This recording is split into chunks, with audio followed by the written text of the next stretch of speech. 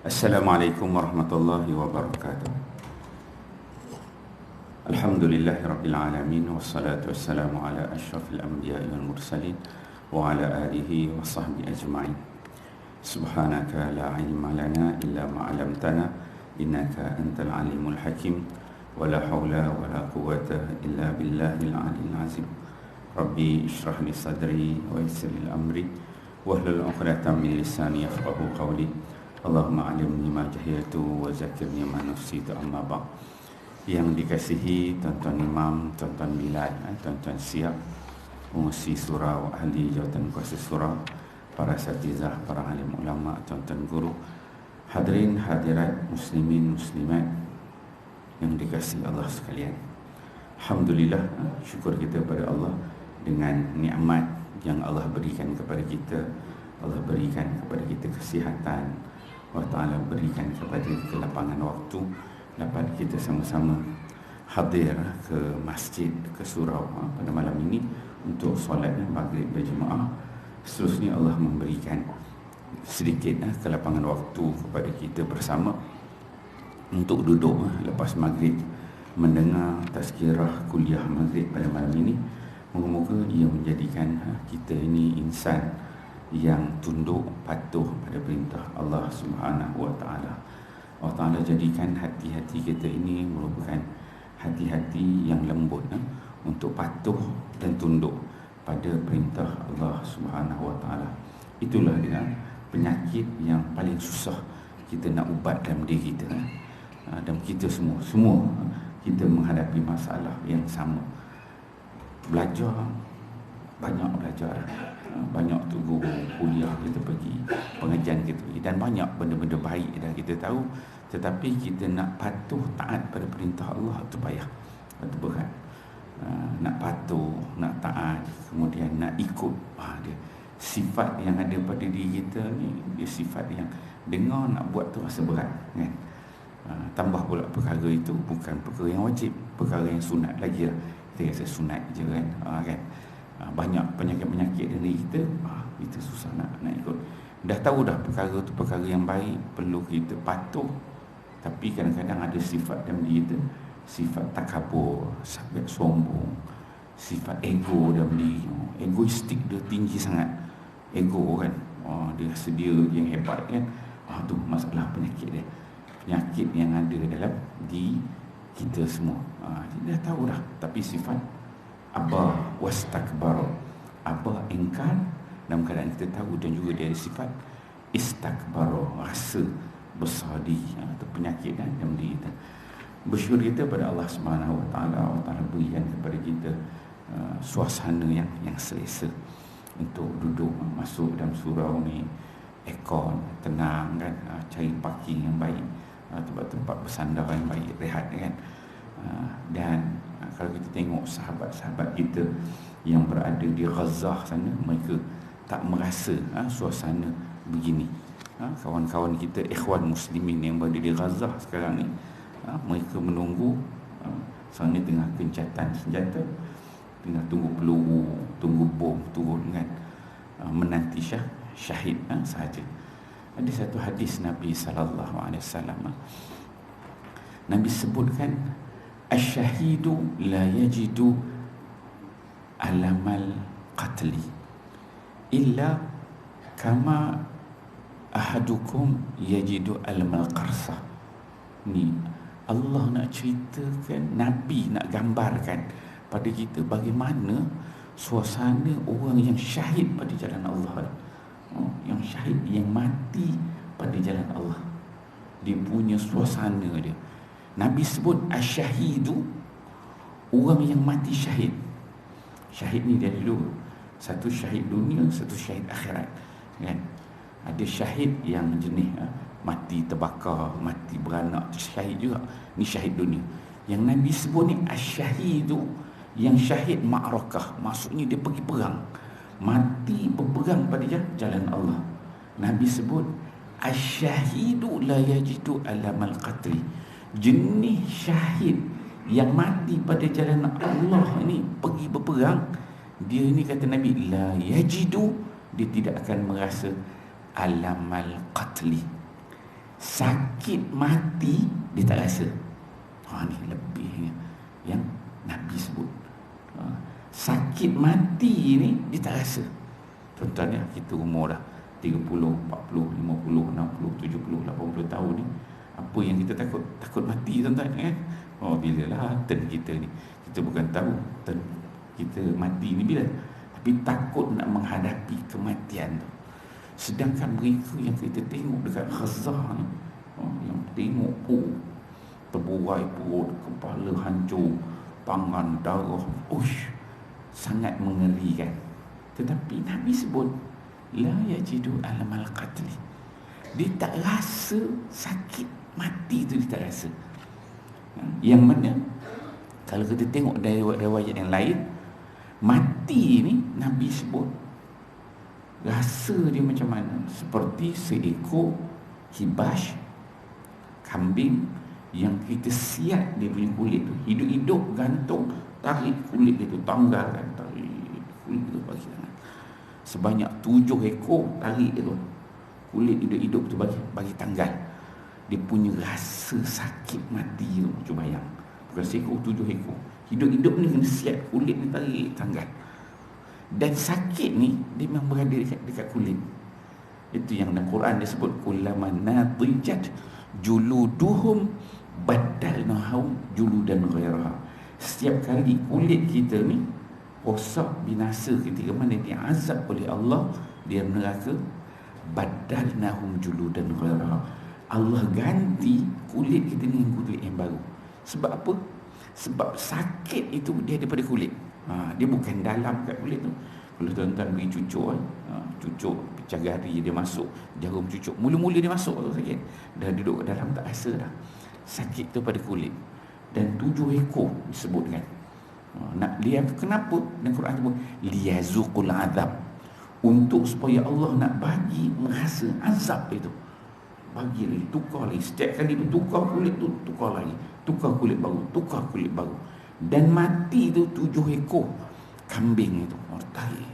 Ada juga riwayat lain yang menyebutkan rasa mati itu bagaimana, kata Nabi, seperti satu pohon berduri. Satu pohon berduri yang ada dalam badan kita ni, pohon yang penuh duri, kemudian dia ditarik melalui mulut kita keluar ke atas. Yang mana pohon berduri itu dia akan tarik keluar dengan daging-daging. Semua isi perut, badan, kulit kita, daging-daging tu ditarik keluar. Macam tu rasa dia, rasa mati. Dan ada riwayat daripada Umar Al-Khattab, dia kata rasa sakit ni seperti ditetak dengan pedang sebanyak 300 kali tetakan. Itu mati normal. Maksudnya tuan-tuan yang mati atas katil, mati dekat rumah, mati kat hospital, kita semua nanti kita akan merasa mati macam itu, azab sakit dia. Tetapi yang namanya syahid tadi, Nabi sebut la yajidu alamal qatli. Dia tak rasa sakit mati tu, dia tak rasa. Memang dia tak rasa. Walaupun kita nampak kepala kena potong, hancur, darah berkecai, otak keluar, perut terburai, semua ni kita nampak, zahir kita nampak. Tapi rasa sakit tu Allah tarik. Dan Nabi sebut illa kama ahadukum, melainkan apa yang dirasakan oleh orang yang syahid ini, kata Nabi, illa kama yajidu ahadukum alamal qarsah. Sakit yang dirasa adalah seperti al-qarsah. Al-qarsah ni maksud dia cubitan, kena cubit. Tuan-tuan ambil tangan kita pegang, ambil cubit itu, pak, itu je rasa sakit. Ni yang namanya mati syahid ni, kena cubit ni. Nak beza dengan mati normal kita tu jauh sangat, tuan-tuan. Ni mati syahid, dia punya rasa mati tu al-qarsah, hanyalah satu cubitan. Dan dalam hadis Nabi yang lain, Nabi disebut, dia kata, kalaulah aku ni tak risaukan tentang umat aku, Maksudnya Nabi ni sebagai seorang Rasul perlu berdakwah, menyampaikan ilmu, mengajar tauhid. Dia kata, Nabi SAW dia kata, kalaulah aku tak risau tentang umat aku yang tak berapa reti tentang agama, niscaya dia kata aku akan mengikuti setiap kali ada syariah, setiap kali ada peperangan, makrakah, Nabi dia akan ikut. Nabi ni suka perang. Dan Nabi dia kata, setiap kali aku keluar perang tu, ada perang je aku akan ikut, kata Nabi. Dan Nabi dia kata, aku mengharapkan setiap kali aku pergi perang itu, aku mati, kata Nabi SAW. Ini Nabi dia punya tasjid, dia memberikan semangat pada orang yang nak mati syahid, berjuang pada jalan Allah. Setiap kali keluar berperang tu, aku akan mengharapkan supaya aku orang yang mati. Tuan-tuan, kita perang takut mati, tapi Nabi orang Islam ni diajar fisabilillah ni pergi mengharapkan kematian. Dan Nabi dia kata, aku mengharapkan setiap kali ada perang aku ikut. Yang pertama. Kedua, biar setiap kali aku pergi perang tu aku mati, kata Nabi. Nabi begitu semangat dia. Dan Nabi dia kata, dalam hadis tu ujung tu Nabi dia sebut, dan aku mengharapkan bila aku mati tu, kalau boleh Allah beri aku nyawa balik, aku hidup balik, aku pergi perang lagi, berperang lagi, aku mati balik. Kemudian Allah bagi nyawa balik, aku hidup balik, aku pergi perang balik, aku mati balik. Kemudian Allah Ta'ala beri nyawa balik, aku hidup balik dan aku pergi perang balik. Ini Nabi SAW nak gambarkan begitu. Sebab apa? Nikmat mati syahid itu yang kita semua tak rasa. Kita nampak zahir, Allah Rabbi, sangat mengerikan. Tetapi Nabi sebut Al-Qarsah, cubitan saja. Itu satu. Kemudian nikmat yang disediakan, itu dalam Quran dia sebut, wala tahsabanna allazina qutilu fi sabilillahi amwata. Jangan kamu menyangka bahawa mereka yang terbunuh pada jalan Allah itu mati. Bal ahya, bahkan mereka ni semua hidup, kata Allah. Inda rabbihim, Allah Ta'ala beri kehidupan di sisi Allah. Yurzaqun, Allah Ta'ala beri kepada mereka rezeki. Dan Allah Ta'ala sebut surah Baqarah, farihina bima atahumullahu min fadli. Mereka ni yang mati syahid, farihin, mereka ni sangat gembira, seronok dengan nikmat-nikmat yang Allah berikan. Mati nikmat, mati syahid nikmat. Dan apa yang sebenarnya ada dalam hati orang yang mati syahid ni, kan? Bila dia mati, dah masuk dah ke alam barzakh, apa sebenarnya dalam perasaan dia? Kata Nabi SAW, mereka ni tidak lain dan tidak bukan, dalam perasaan dia dah mati, kata, kalaulah aku boleh balik ke dunia, aku nak cerita dekat kawan-kawan aku yang tak mati lagi, betapa nikmat yang Allah beri pada aku yang dah mati.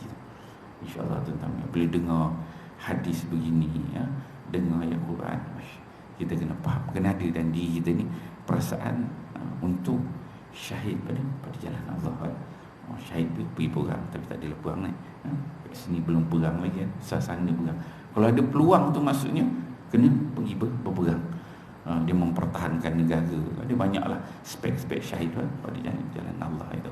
Walaupun kita nampak mengerikan, sebenarnya nikmat yang besar. Berbeza dengan orang Yahudi ni takut mati, kan? Bukan takut mati, berperang pun dia jenis penakut, Yahudi. Tapi orang Islam ni lain, keluar untuk mati, kan? Mana ada orang nak pergi keluar untuk mati, kan? Kita berperang dengan orang yang datang memang nak mati, kan sangat menakutkan. Sebab yang datang tu memang nak mati. Jadi Yahudi ni kalau dia berdepan dengan orang Islam ni, dia memang sangat takut. Sebab yang datang tu dia memang nak mati, kan? Dia takut mati, kan? So memang pro kontra, dia punya angle itu berbeza, kan? Jadi kita ambil pengajaran lah hadis-hadis sedemikian. Muslimin muslimat hadirat ni kasih sekalian, insya-Allah pada malam ni kita akan sambung pengajian kita menggunakan kitab di balik tabir kematian, karangan Al-Imam Al-Ghazali, yang mana kitab ini dia membicarakan tentang sakaratul maut, siksa kubur, huru-hara kiamat, padang mahsyar. Yang mana kitab ini dia merupakan sebahagian tajuk yang akhir daripada kitab Ihya Ulumuddin, yang disebut sebagai zikrul maut wa ma ba'dahu. Ihya Ulumuddin tu pada mula dia cerita macam-macam perkara, maka bab yang akhir sekali, ujung sekali, Imam Al-Ghazali dia letak tajuk tentang mati. Hidup kita pada mula ni buat amal ibadat semua, dia berakhir dengan apa? Kematian. Maka Imam Al-Ghazali letak yang ujung sekali tentang zikrul maut, ingat mati, wa ma ba'dahu, dan apa yang ada selepas kematian. Dan kitab ni dia bagi pada dua bahagian. Satu sebelum mati, dan yang bahagian kedua selepas mati. Dan kuliah kita yang terakhir di sini ialah kita masih berada pada bab yang kedua. Kita berada pada muka surat 26, iaitu pada 22 hari bulan 10 yang lalu. Kita masih berada pada bab yang kedua, iaitu Al-Imam Ghazali diletakkan tajuk keutamaan sikitnya angan-angan. Bab yang pertama, Imam Ghazali dia terang manusia ni kenapa perlu ingat selalu mati, kenapa mati itu penting ada di hati kita, bagaimana kita perlukan mati itu sentiasa segar dalam ingatan kita. Dan Imam Ghazali bahagikan manusia ni kepada 4 golongan. Ada yang ingat mati, tak ingat mati, yang redha akan kematian. Itu bab pertama. Bab kedua, antara perkara yang penting yang menghalang daripada kita ni ingat kepada kematian ialah angan-angan. Maka Imam Ghazali digariskan bahawa perlunya kita ni sedikit angan-angan.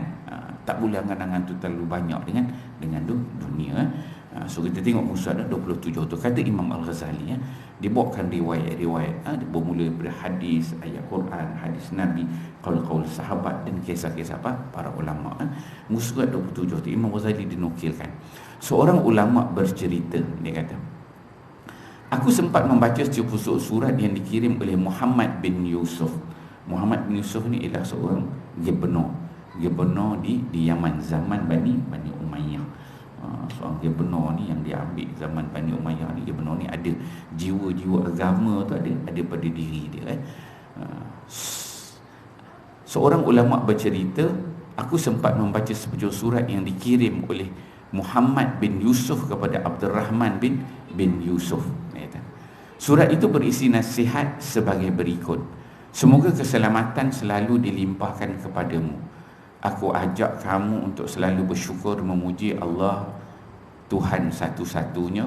Amma ba'du. Ini dah mula surat lah, dia kata amma ba'du. Dia kata, aku ingin memperingatkan bahawa kamu pasti akan berpindah dari negeri rantau yang hanya bersifat sementara ke negeri tempat tinggalmu yang kekal. Itu yang pertama pesanan dia. Yang kedua, di sana semua amalmu akan dibalas. Kedua, kemudian kamu pasti akan berada di dalam perut bumi setelah sekian lama pernah tinggal di permukaannya. Ketiga, kemudian malaikat mungkar dan nakir pasti akan datang kepadamu. Yang keempat, mereka akan menduduki kamu dan membentakmu. Pukullah, kena pukul dengan malaikat itu. Jangan khawatir, jika Allah bersamamu maka kamu tidak akan kesepian dan celaka. Ada beberapa poin, 4-5 poin yang dipesan. Dia menjadi kebiasaan para zaman awal-awal Islam dulu, seorang pemimpin dia bagi surat kepada pemimpin yang lain mengingatkan tentang apa? Mengingatkan tentang kematian. Jadi ulama ni dia cerita, dia sempat dia membaca surat yang dikirim oleh Muhammad bin Yusuf, gubernur daripada Yaman ini, kepada Abdurrahman bin Yusuf. Nama ayah tu sama. Adik-beradik dia ingatkan tentang apa? Tentang kehidupan dunia ini. Apa yang dia ingatkan? Dia kata, yang pertama dia kata, aku ingin memperingatkan kamu pasti akan berpindah dari negeri rantau yang hanya bersifat sementara ke negeri tempat tinggalmu yang kekal. Surat bagi kepada PM, menteri ni bagi misi dia. Ingat, hidup dunia ni sementara saja, pasti akan kembali kepada Allah Subhanahu wa ta'ala. Yang ni sementara saja. Kemudian diingatkan, dekat sana nanti bila mati kita, amal-amal kita ni akan dibalas. Jadi pemimpin ni kalau dia bagi pada pemimpin lain, dia kena ingatkan bahawa bila pegang satu-satu kepimpinan, kita ada kuasa. Dan setiap kuasa yang kita buat itu, yang kita laksanakan itu, kita akan dipertanggungjawab, pasti akan dibalas. Dan kamu pasti akan berada dalam perut bumi setelah sekian lama pernah tinggal di permukaannya. Yang mana kita berada dekat dunia ini jadi pemimpin, orang yang ada kuasa, rasa hebat, rasa kuat, kena ingat mati besok semua akan masuk dalam kubur, baring, dan akan merasa di dalam kehidupan dia perut bumi sama-sama, tak ada beza dengan orang lain, tanam tempat yang sama. Kemudian malaikat akan datang, malaikat bukan nangkir, akan datang, akan tanya kepada kita tentang amalan kita, akan duduk, akan dipukul. Jangan risau, dia kata. Semua itu nampak menakutkan, tetapi kalau andai kata Allah bersama dengan kita ni jenis orang yang taat pada perintah Allah, ikut apa yang Allah suruh, tak buat khianat dekat orang, memberikan hak kepada orang yang sepatutnya, jangan takut. Nescaya kata Muhammad bin Yusuf, kamu tidak akan kesepian dan celaka. Tetapi jika Allah tidak bersamamu, tetapi kalau Allah ni tak bersama dengan kita, walaupun kita jadi seorang pemimpin yang mana kita melawan perintah Allah Subhanahu Wa Taala, aku berdoa semoga Allah melindungi kita dari bencana yang buruk dan tempat tinggal yang sempit lagi menyesatkan. Jadi dia berdoa pada Allah. Mereka ni sama, pemimpin dengan pemimpin ni doa sama-sama moga kita ni selamat daripada tempat yang sangat sempit dalam di alam mahsyar nanti. Kemudian kamu pasti akan mendengar seruan daripada mahsyar dan tiupan sangkakala. Dah duduk, kita akan dengar seruan untuk berkumpul di padang mahsyar, dengar tiupan sangkakala ketika mana berlakunya hari kiamat. Kamu juga pasti akan menyaksikan bagaimana Allah yang Maha Perkasa akan mengadili dan memutuskan seluruh makhluk yang ada di bumi dan di langit. Yang mana bila kita mati nanti, aku dan kamu, kita akan tengok bagaimana Allah menghisap semua orang, makhluk di langit dan di bumi. Semua rahsia akan disingkap. Pada ketika itu, apa yang kita buat sedikit pun tidak akan tinggal. Mithqala dzarrah, besar zarah pun tak akan tertinggal. Janganlah kita ni bila ada kuasa, kita buat mungkin kita boleh susup, kita boleh simpan, orang tak tahu kan, orang ni tahu, yang ni orang tak tahu, kita sign itu, kita buat begitu begini, kita punya projek di belakang tabir, orang tak tahu kan. Tapi semua rahsia itu tidak boleh disimpan.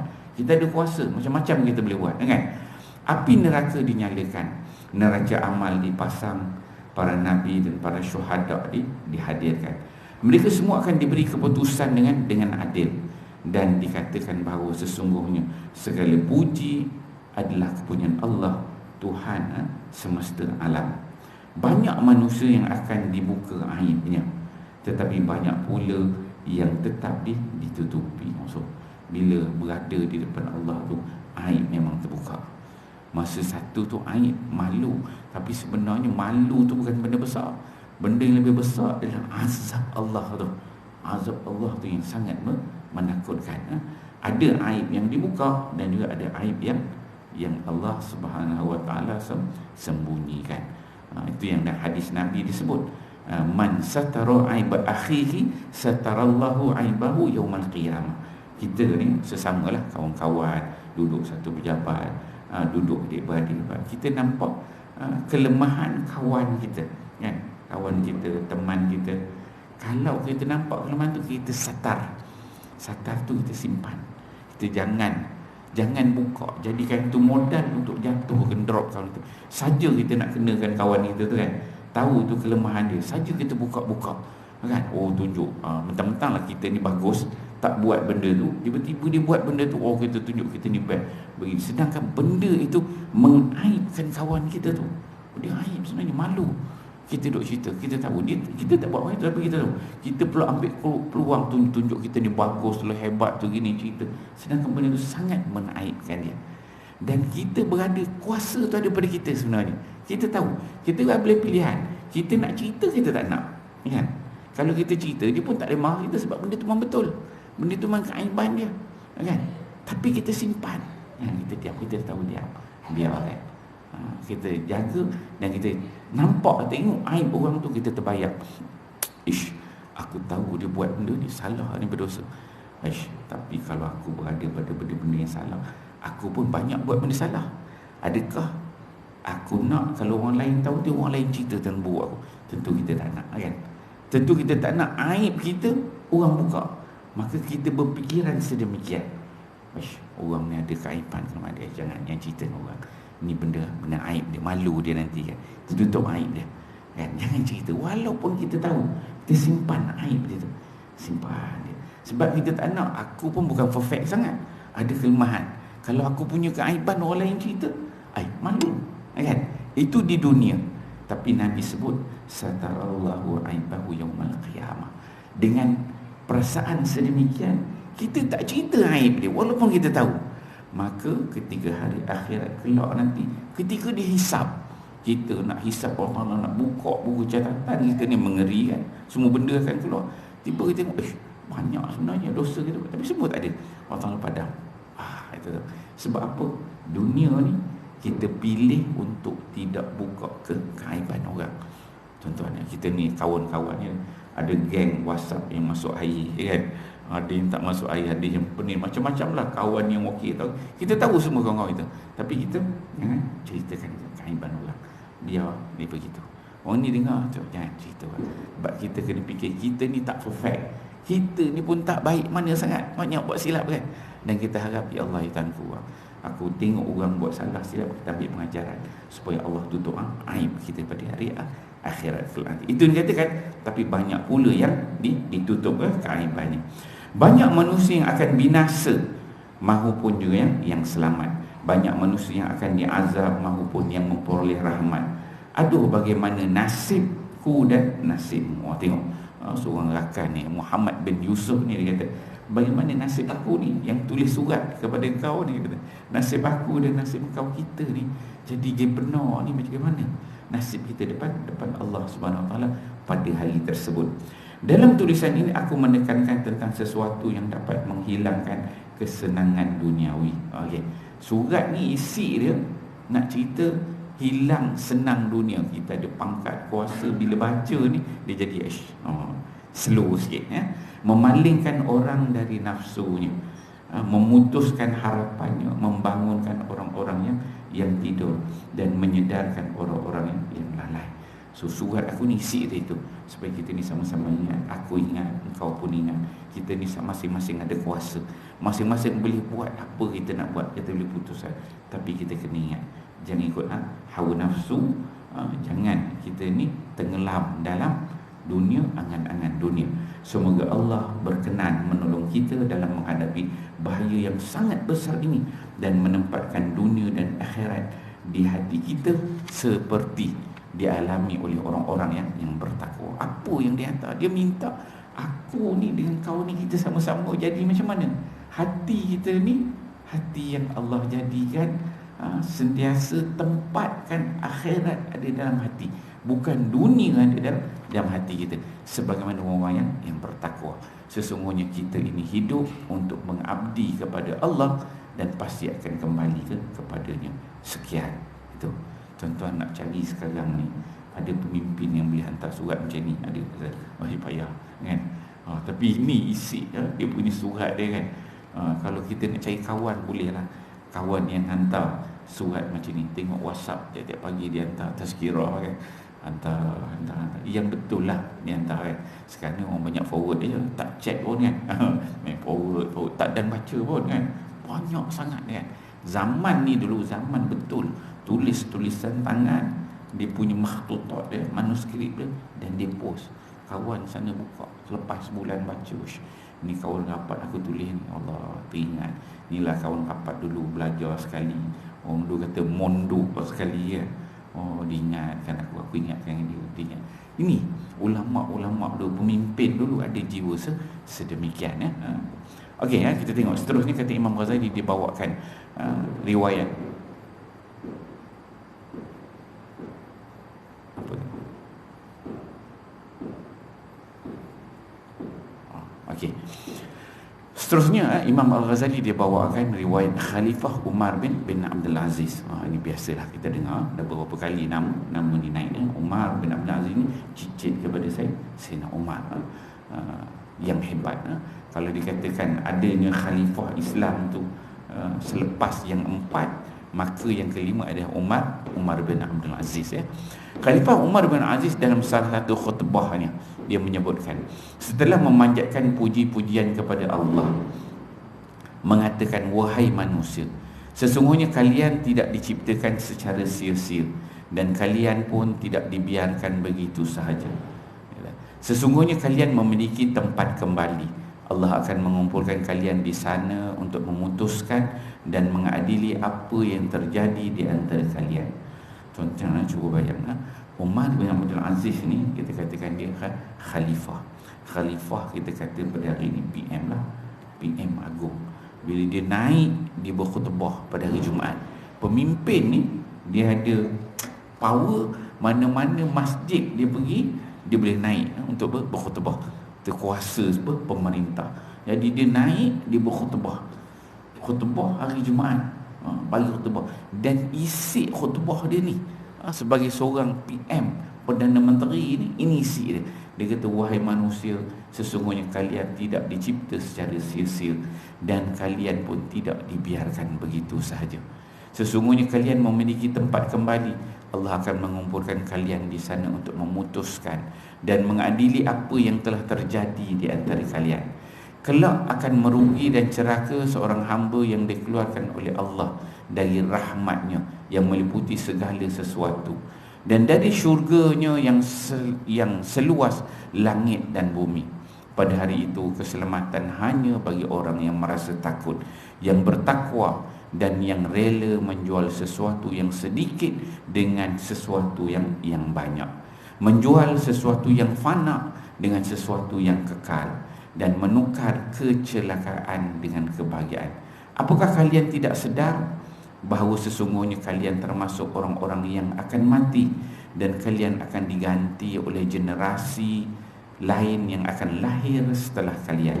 Dan apakah kalian juga tidak sedar bahawa setiap hari pagi dan petang kalian menghantarkan jenazah yang berpulang kepada Allah yang Maha Mulia lagi Maha Agung, kerana telah habis masa hidupnya dan telah terputus angan-angannya. Tengok berhenti kat situ dulu. Tanda soal dia tanya.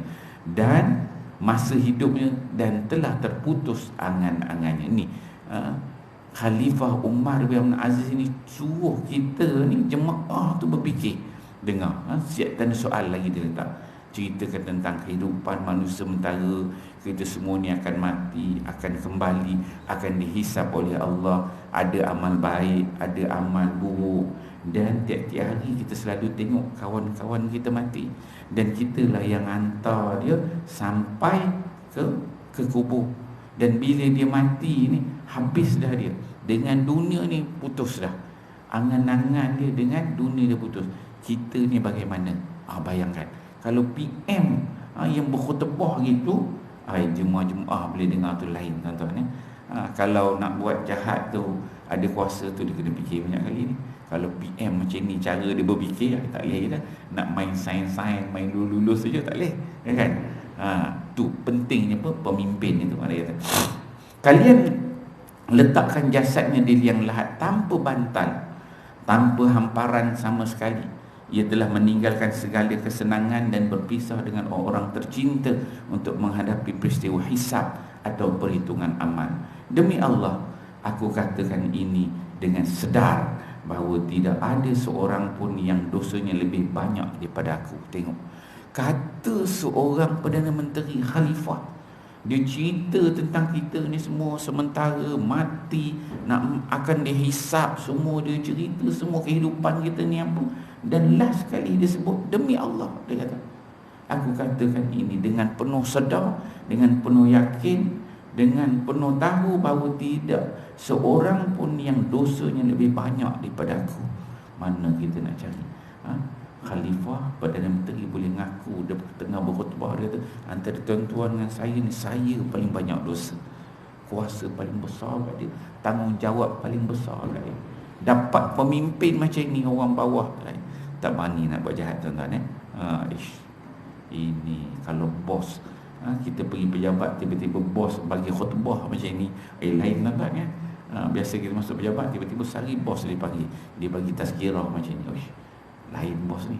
Biasa dia boleh makan kanan kiri atas bawah, semua boleh jalan. Ni dah lain dah angin dia. Sejak balik umrah, balik haji ni, dia dah lain dah angin dia kan. Dah bertaubat tu penyembah dia lain. Jadi kita orang bawah pun nak buat jahat ke apa-apa, ada ruang dan peluang pun dia jangan dah. Ini kalau dulu bos dia tengok dia senyum, ini kalau bos dia tengok dia lain dah kan, dia tak senyum kan. So betul. Ni nak dapat pemimpin bagai ini dia kata. Tetapi itulah sunnah-sunnah Allah yang adil, dan dengan sunnah-sunnah itulah aku menyuruh kalian untuk patuh kepadanya dan melarang kalian menderhakainya. Aku selalu memohon ampun kepada dia. Tengok, kata seorang pemimpin, dia pesan pada semua jemaah. Dia tahu tadi yang paling banyak dosa dia, tapi itulah sunnah-sunnah Allah yang adil. Maksud sunnatullah tu memang jadi pemimpin ni dia paling banyak kena bertanggungjawab. Dan oleh sebab itulah sunnah tu sebagai pemimpin dia menyampaikan kepada orang ini bawah tanggungan dia apa dia pesan. Dia kata kena patuh kepada Allah Subhanahu Wa Taala, kena jujur, transparent, jangan ada corner kanan kiri, ambil ruang dan peluang sebagainya, dan melarang kalian daripada derhaka kepada Allah Subhanahu Wa Taala. Aku selalu memohon ampun kepadanya. Okey. Kemudian Imam Ghazali disebutkan selanjutnya ia menutup mukanya dengan lengan baju.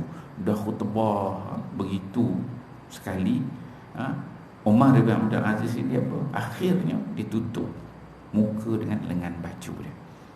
Apa dia?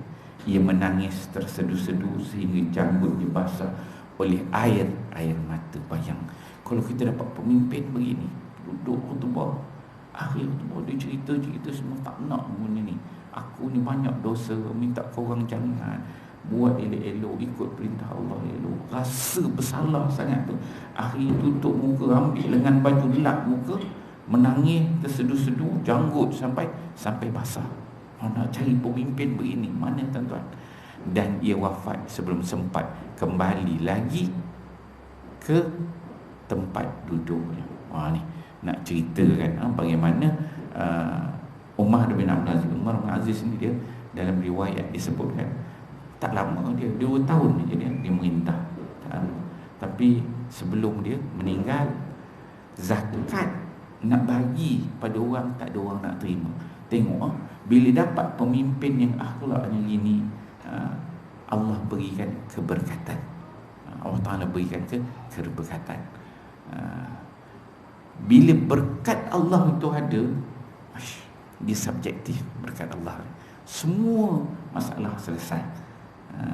Law annahum amanu wattaqau lafatahna alaihim barakatim minas samawati wal ardh. Kalau mereka ni beriman dan bertakwa, Allah Ta'ala kata Allah bukakan keberkatan di langit dan juga di bumi.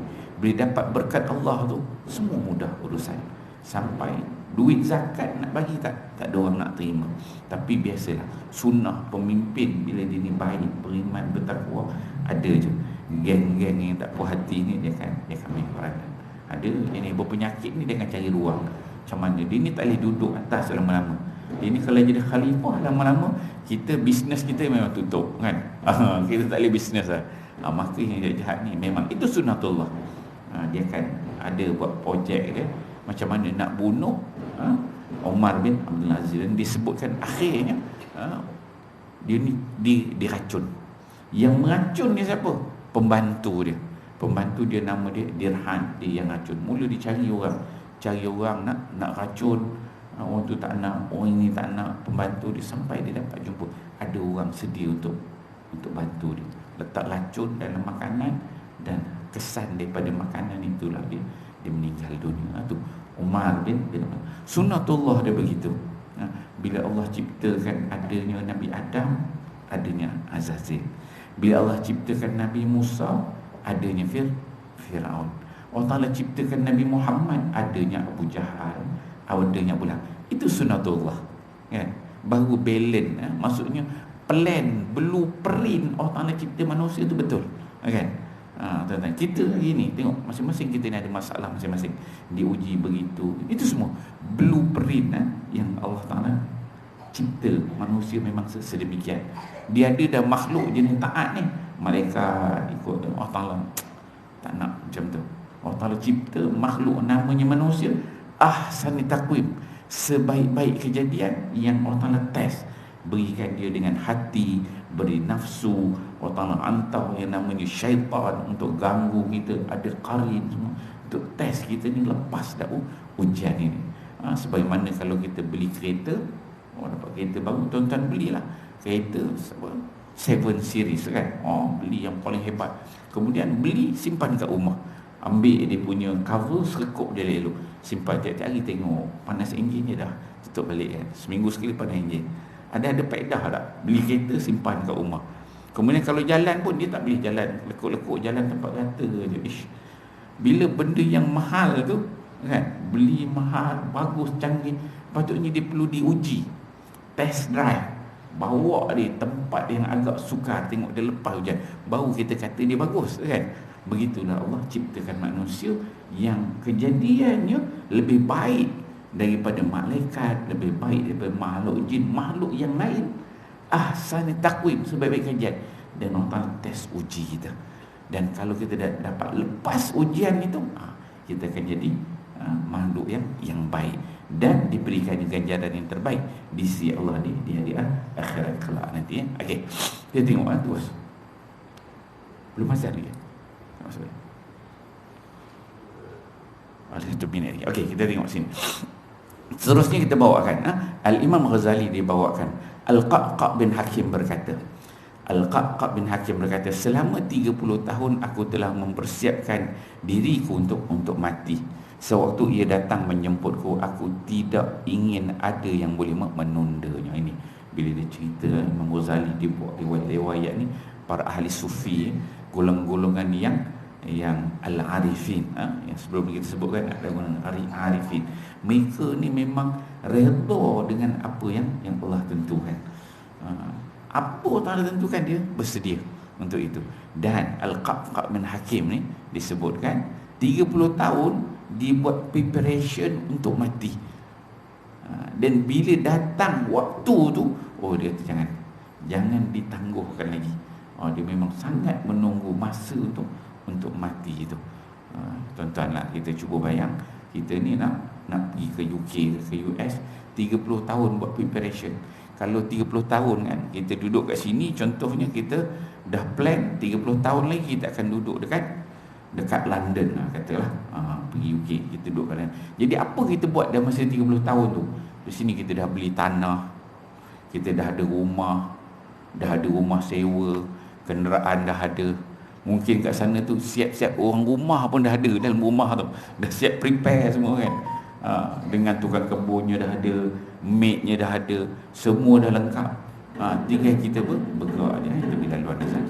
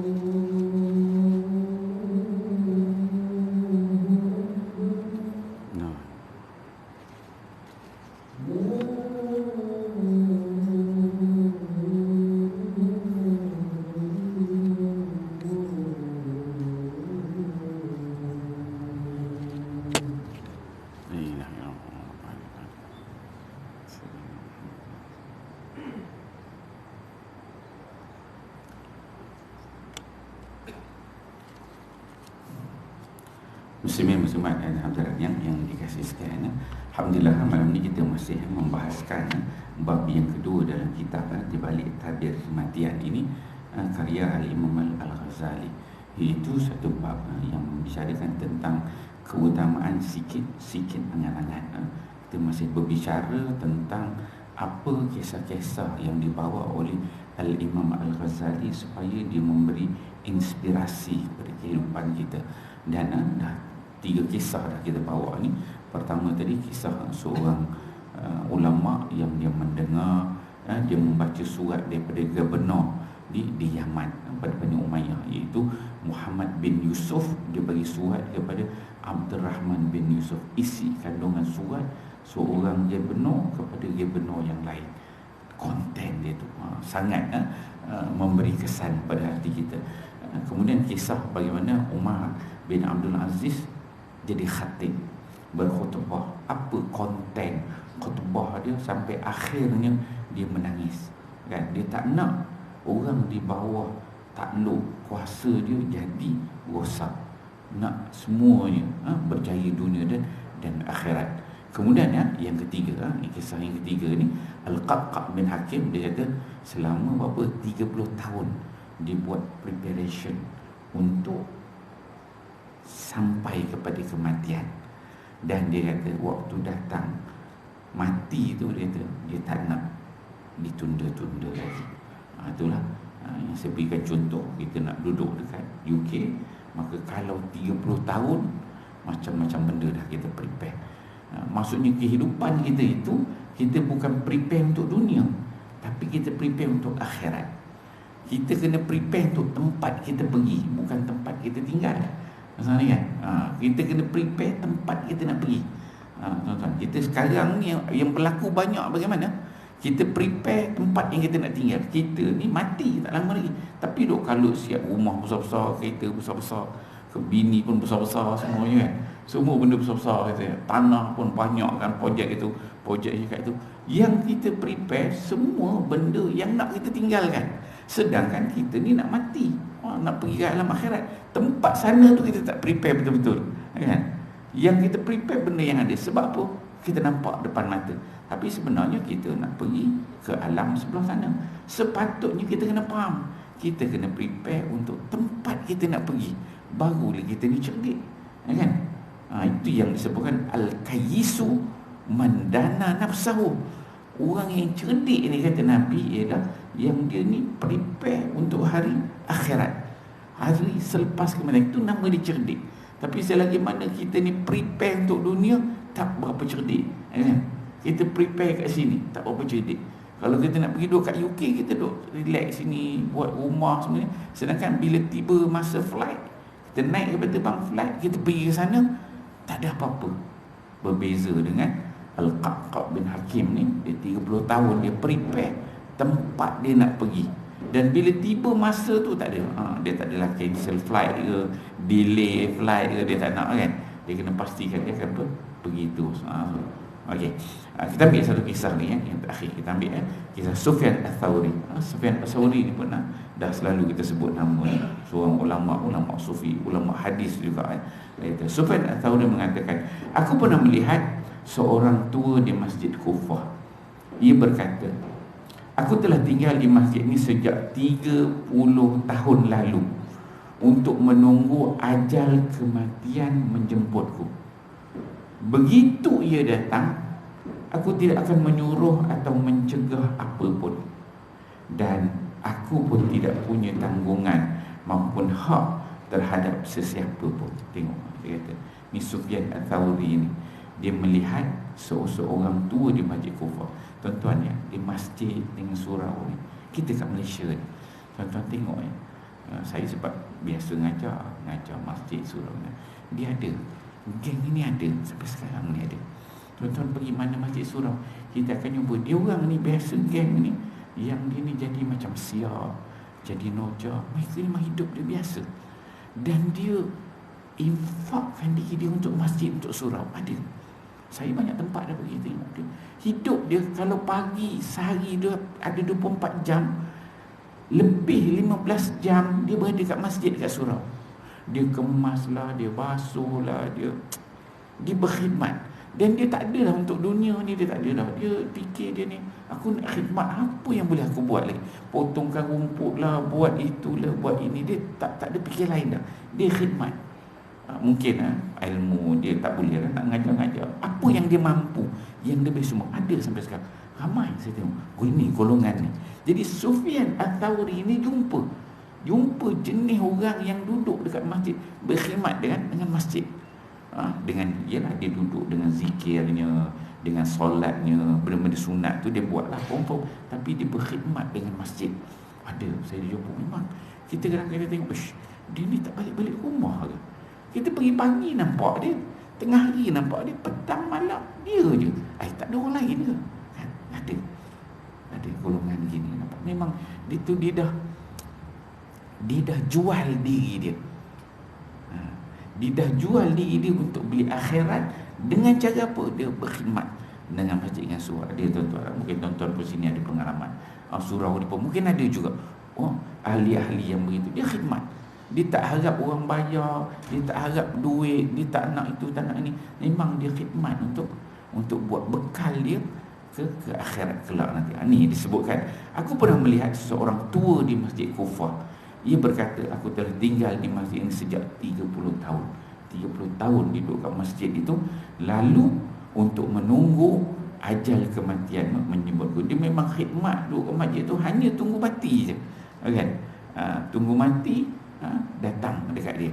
Begitu ia datang, dia kata, apabila datang kematian itu, kalau dia datang, dia kata, aku tidak akan menyuruh atau mencegah apa pun. Dia tak nak dah benda lain. Dan dia kata, aku pun tidak punya tanggungan maupun hak terhadap siapapun. Dia dah lepas dah dengan dunia. Mungkin isteri, anak beranak semua dah tak ada tanggungan lah. Jadi lain beza. Kita ni kalau nak khidmat tu kena pasti. Kita ni masing-masing ada tanggungan. Tak boleh tu serah diri kita gitu. Yang dunia tu kita kena selesai. Untuk akhirat tu kita kena buat preparation. Kena balance dunia dan akhirat. Tapi jenis orang begini memang ada, tuan-tuan. Saya banyak dah jumpa. Boleh tengok tu, Allahu Rabbi, Allah Ta'ala berikan dia kekuatan sedemikian. Tengok khidmat itu. Ada yang orang khidmat dia sudut duit tak putus-putus. Dia bagi. Ada yang khidmat tenaga. Saya pun terlibat dengan masjid dengan surau. Tengok yang jenis infak ni, muka dia aja tak putus-putus. Ada dia itulah, inilah, macam-macam dia. Yang tenaga pula khidmat tenaga. Begini. Mereka ni memahami, dan kita bila tengok tu, apa fikir dalam diri kita? Yang terfikir, aku ni bila nak jadi macam tu, kan? Kena ada dalam kepala kita. Tengok orang ni baik, aku ni bila nak jadi baik macam ni, kan? Tengok orang, dia ni baik betul, macam tak ada orang lain baik, kan? Terfikir, aku ni bila jadi baik macam tu, kan? Ataupun bila aku ni kena dengki dengan dia. Itu yang Nabi sebut, la hasada illa fisnain. Ada dua benda hasad ni benda buruk yang Nabi dia suruh. Apa dia? Orang yang rajin baca Quran. Satu, tengok orang rajin baca Quran, kita kena dengki. Dia ni baca tak habis-habis, kan? Sekejap dia masa waktu dia lah ngaji, tengok dia juga, aku bila gitu. Lepas tu yang kedua kata Nabi, orang yang selalu infak duit, kejap derma. Kita kena fikir, dia ni tak habis-habis ke duit dia, kan? Kita nak bagi RM50, RM100 pun Parkinson tangan, menggigil keluar, kan? Gitu, Parkinson gitu. Ini relax je, RM1,000 bagi RM2,000 relax, macam tak ada perasaan, kan? Kita fikir, aku bila nak jadi macam tu, kan? So kita kena ada benda-benda tu, kena tanya diri kita, muhasabah, moga kita ada preparation yang lebih baik untuk bertemu dengan Allah Subhanahu Wa Taala. Jadi saya rasa kita berhenti kat situ dulu, insya-Allah nanti kita sambung pada kuliah yang akan datang. Auzubillahi minasyaitanir rajim. Bismillahirrahmanirrahim. Alhamdulillahirabbil alamin, wassalatu wassalamu ala asyrafil anbiya'i wal mursalin wa ala alihi washabbihi ajmain. Allahumma ja'al jam'ana hadza jam'an marhuma wa tafarruqana min ba'dihi tafarruqan ma'suma wa la taj'al lahum fina wa la ma'ana wa la man yattabi'una syaqiyya wa la matruda wa la mahruma bi rahmatika ya arhamar rahimin. Rabbana atina fid dunya hasanah wa fil akhirati hasanah wa qina adzabannar. Wa sallallahu ala sayyidina Muhammad wa ala alihi wasallam. Walhamdulillahirabbil alamin. Assalamualaikum warahmatullahi wabarakatuh.